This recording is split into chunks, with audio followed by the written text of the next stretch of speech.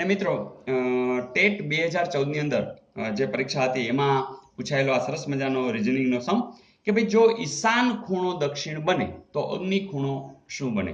મિત્રો તમને દિશા અને ખૂણા વિશે ખબર જ હશે.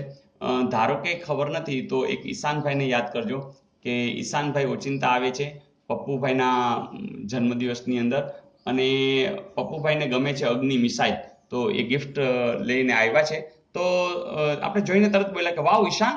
હા, પછી દેવા મહિના બીજા કોઈને, એટલે આપણે કીધું કે ભાઈ તમે પપ્પુને દે, આ તું અગ્નિ લઈ આવ્યો છે કોને દે? પપ્પુને. મિત્રો તમને આખી વાત ક્લિયર થઈ જ ગઈ હશે, કારણ કે અહીંયા આપણે જે દિશા અને ખૂણા વિશે કંઈક ભૂલો થાય છે એ હવે નહીં થાય. શું કામ? કે આપણા આગળ વાક્ય હવે ક્લિયર છે કે વાવ ઈશાન પપ્પુને દે અગ્નિ. ચાલો, વાવ ઈશાન પપ્પુને દે અગ્નિ. મેં આના પહેલા પણ આ વાત કરી લીધી. સિમ્પલ થઈ ગયું. વા એટલે વાયવ્ય, ઉત્તર, ઈશાન, પશ્ચિમ, પૂર્વ, નૈઋત્ય, દક્ષિણ, અગ્નિ. ફિનિશ. હવે શું કહે છે કે ઈશાન ખૂણો દક્ષિણ બન્યો. આ ઈશાન છે એ બની ગયો છે દક્ષિણ, એટલે અહીં સુધી પહોંચ્યા. તમે જો આ 90 ડિગ્રી છે તો આટલો ભાગ તો 90 છે. આટલો ભાગ કેટલો હોય? 90 થી અડધા એટલે કે 45 હોય. એટલે કે 90 અને 45 એટલે કે 135 અંશ ખૈસા. કેવી રીતના? ઘડિયાળની દિશામાં. સારું, તો હવે આપણે ક્યાં અગ્નિ ખૂણાથી જવું છે?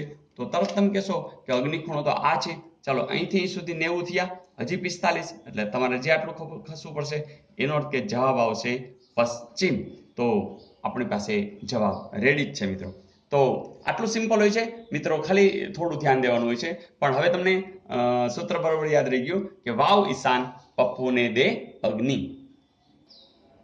મિત્રો રીઝનિંગના આ પણ એક સરસ મજાનો સમ કે એક ફોટા સામે રાકેશે આંગળી ચીંધી કહ્યું કે તે મારા મામાની એક જ બહેનની દીકરીના પિતાના નાના ભાઈનો ફોટો છે, તો ફોટાવાળી વ્યક્તિ રાકેશને શું થાય? મિત્રો આવા લોહીના સંબંધના જે પ્રશ્નો છે એમાં આપણે જે ટેકનિક વાપરી છે કે જો બહેન હોય તો આપણે રાઉન્ડ કરશું, ભાઈ હોય તો ચોરસ કરશું, જો ભાઈ બહેન હશે તો એક લીટી કરશું, પતિ પત્ની હશે તો ડબલ લીટી કરશું, અને ઉપરની પેઢી હશે તો ઉપર જશો, નીચેની પેઢી હશે તો નીચે. બસ આટલી સિમ્પલ વસ્તુ જે ટેકનિક તમને આપી છે એ ટેકનિકનો તમે ઉપયોગ કરશો.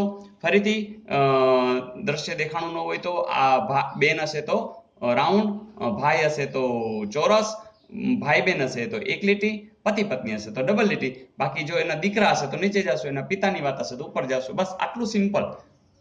દાખલો પૂરો થઈ ગયો છે. જેમ કે એક ફોટા સામે રાકેશે આંગળી ચીંધી કહ્યું કે મારા, ચાલો આ મારા એટલે જે બોલનાર. હવે જો આ ભાઈ કે બેન અત્યારે ખબર ન પડે. જો તમે બોલતા હશો તો ભાઈ હોઈ શકો ને બેની હોઈ શકો. અહીંયા આપણે એમ જ રાખશું, એમને ટપકું જ, કારણ કે નહીં આ દોરીએ નહીં આ. તે મારા મામા. હવે મામાની એક જ બેન. હવે પહેલા તો મામા એટલે કોણ? તો આ એના મમ્મી હશે, તો ચાલો મમ્મી આ રીતે દોરાય. પછી મામા છે એટલે એનો એક ભાઈ હશે. ચાલો, એટલે આ મામા થઈ ગયા. આ મામાની એક જ બેન છે એટલે એના મમ્મી જ થયા.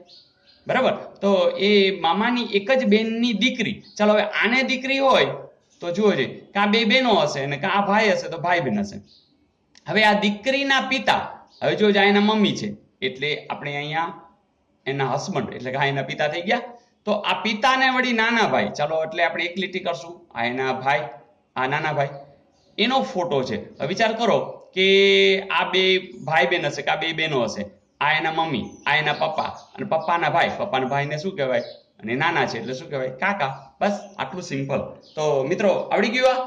તો આવા તમામ દાખલાઓમાં તમારો એક પણ માર્ક જવાનો નથી, કારણ કે એક સિમ્પલ ટેકનિક કે બેન હોય તો રાઉન્ડ કરો, ભાઈ હોય તો ચોરસ કરો, જો ભાઈ બહેન હોય તો એક લીટી કરો, પતિ પત્ની હોય તો ડબલ લીટી કરો, અને જે રીતે કીધું હોય એ રીતે તમે બસ એ ચાર્ટ મૂકી દો. ચાર્ટના આધારે તમે તમામ વસ્તુ જાણી શકો. તમને કદાચ એમ પૂછે કે આ અને આ શું થાય તો એ આવડે, આ અને આ થાય શું એ પણ આવડે, તો બધું હવે તમને આવડે છે. Is it okay? મિત્રો અહીં એક મારાથી ઉતાવળમાં ભૂલ રહી ગઈ કે એક ફોટા સામે રાકેશે આંગળી ચીંધી અને કહ્યું હતું. એનો અર્થ કે અહીંયા કઈ પ્રશ્ન નથી, જે બોલનાર છે રાકેશ જ છે એટલે આ ભાઈ જ છે, એટલે આ બધા ભાઈ બહેન છે એ આપણે તરત ધ્યાનમાં આવી જશે. તો બસ આખી વસ્તુ ક્લિયર છે. તો રાકેશ, આ આર એટલે રાકેશ છે અને આ એના કાકા થશે. તો આટલું સિમ્પલ છે અને તમે એ જરૂરથી કરી શકો છો. Is it okay?